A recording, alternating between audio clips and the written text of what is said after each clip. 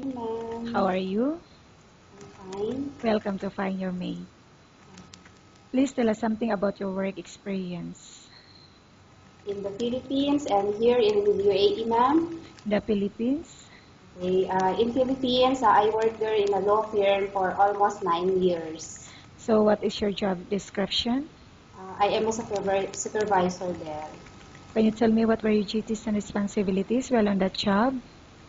Okay, one of our, we have branches in the Philippines, and one branches there is, I am the one who manages there.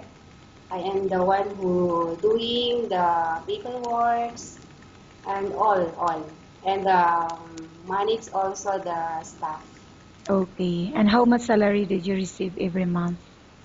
In Philippines, I earn I earn there at 25,000 pesos. Okay. And then after that, you have any experience working here in Abu Dhabi? Yes, ma'am.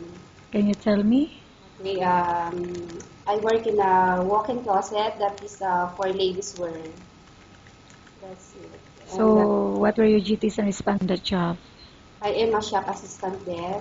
I am doing receive payments and time to time call for inquiries and setting of appointment to the client for my boss for the measurement of their dress. That's it. Okay. And how long did you work with this company? 10 months Why only 10 months? because our shop already closed. Okay, and now you're looking for another employer and Yes, find ma'am. another job. Yes, ma'am.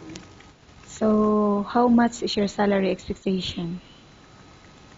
Salary expectation, that's why I at 2,000 dirhams, no accommodation and no transfer. Okay.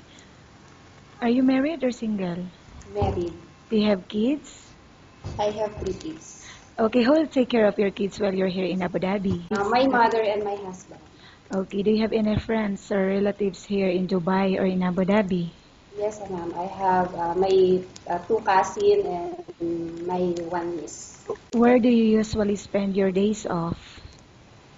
Here only in our house. Okay. Because I have no time. I will now ask you questions about different situations you may encounter while on the job, okay? Yes, If the ma'am. baby is non-stop crying, what will you do? When the baby is hungry Okay. or she is sleepy, How do you know if the baby got sick? got sick, she is sad. She is sad.